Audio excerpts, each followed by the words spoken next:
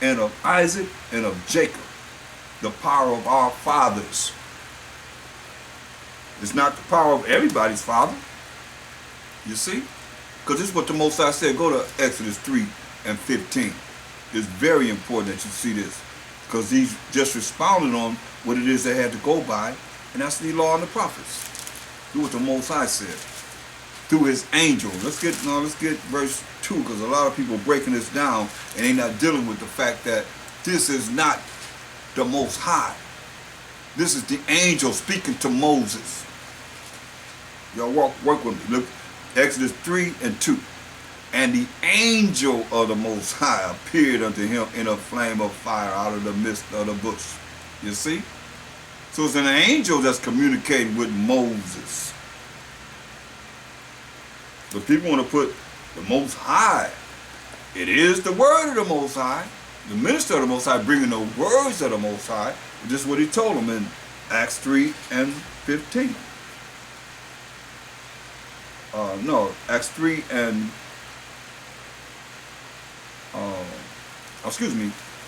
Exodus 3 and 15. And the Most High, through the angel, said moreover unto Moses, right? Because the angel was speaking to Moses.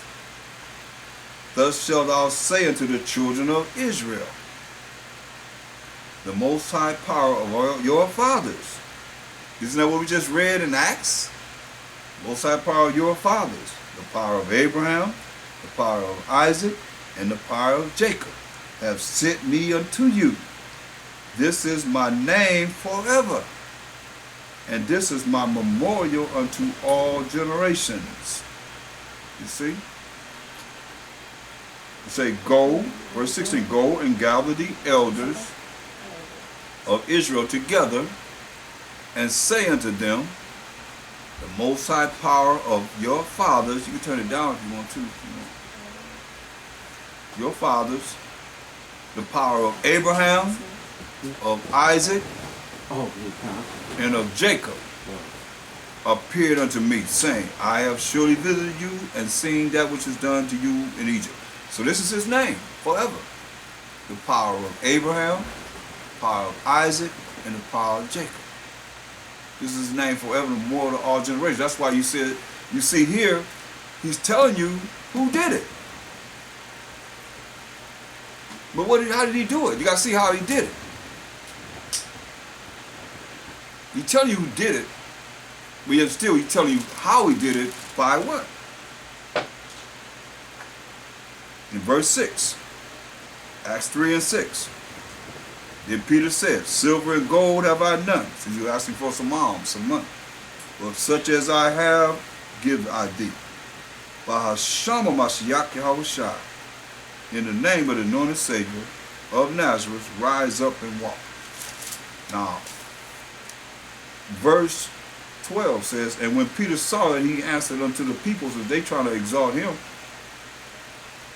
Ye men of Israel, why marvel ye at this? Or why look ye so earnestly on us, as though by our own power or holiness we had made this man to walk?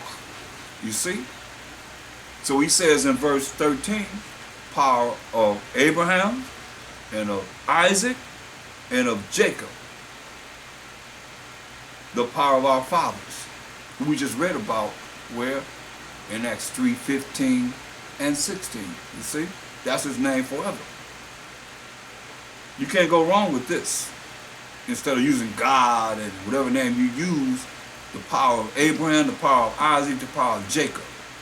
That's what we say, that's his name forever, the memorial to all generations.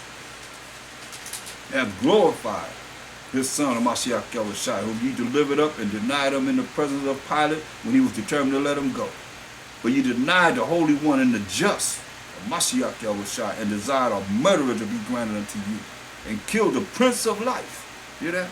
Whom the Most High has raised from the dead, whereof we are witnesses. They seen him walk on the earth, seen him rise from the dead on the third day, alive, in 40 days walking the earth. Why they told him in verse 6, hey man, you going to restore the kingdom to Israel in Acts 1 and 6? You here. What we waiting on? But we hadn't went through all the curses and all the things that was prophesied against us as of yet. As we can look at now, a lot of things already have been, brought through, have been completed. Just a few more things. In his name, verse 16, listen to this. In his name, through faith in his name, have made this man strong, whom ye see and know. Yeah, the faith which is by him have given him this perfect soundness in the presence of you all. So it's about having faith, belief that by Hashem Mashiach Yahushua, that the power of Abraham, Isaac, and Jacob going to hear what's needed to bring forth the miracles that's needed. And that's how it works. No more, no less. That's the spiritual power. It tells you right there. People talking about spiritual power. There it is. They said as though by our own power. Right? We've done this. That's why Mashiach told the apostles in Acts, the 1st chapter, and verse 8. So, but ye shall receive power. So you're going to receive power after that the Holy Spirit is come upon you. See? So that's the power that we have by Hashem Mashiach Yahushua to the glory of the Most High when you have the Holy Spirit. That's why it's so important. Because you're not going to receive no spiritual power without the Holy Spirit. And operating with it. And understanding how this operates and how this works. Period. You understand? You want to turn that up? You want to turn it down? Or let's get turn it down some.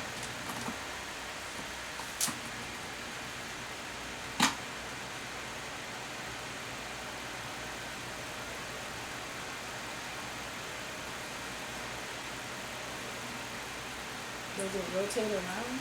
No, it won't rotate. You can just, I see you can turn it down.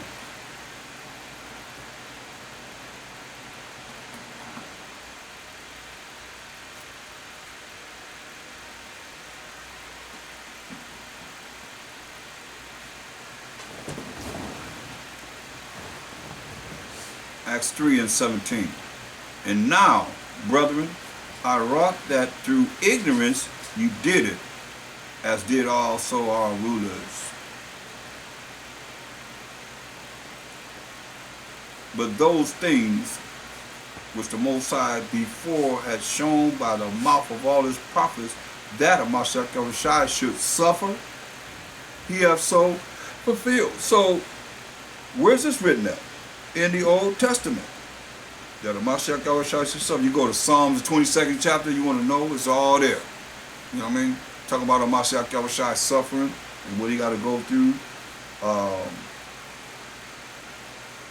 Isaiah prophesied about Mashiach Yahushua.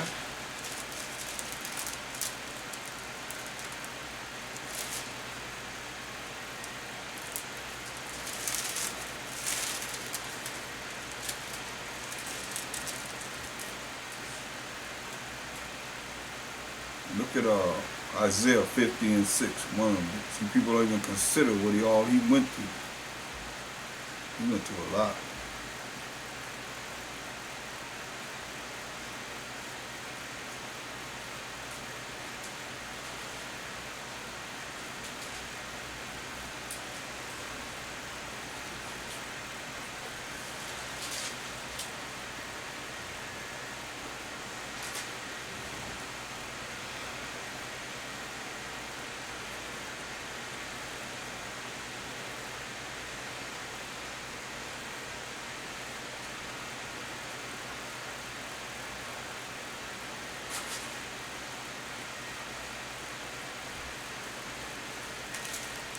Look what he went through. He prophesied, Isaiah 50:6.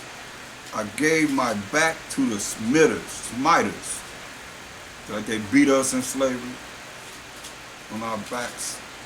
This happened to Mashiach Yahushua. Y'all ever see that movie, Passion? Beat down from the beginning to the end.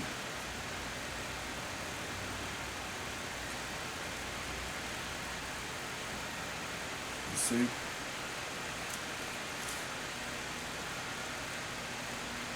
gave my back to the smiters,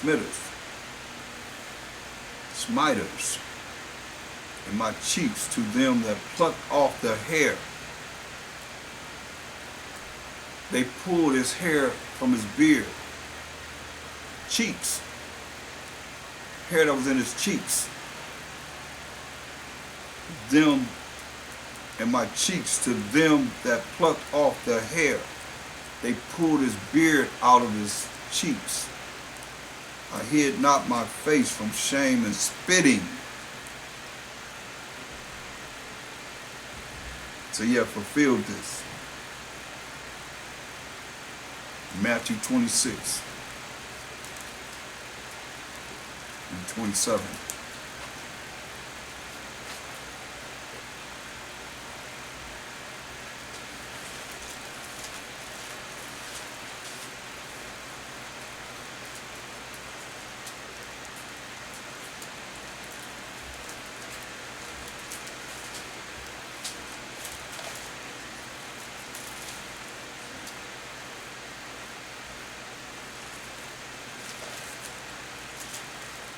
Matthew 26 and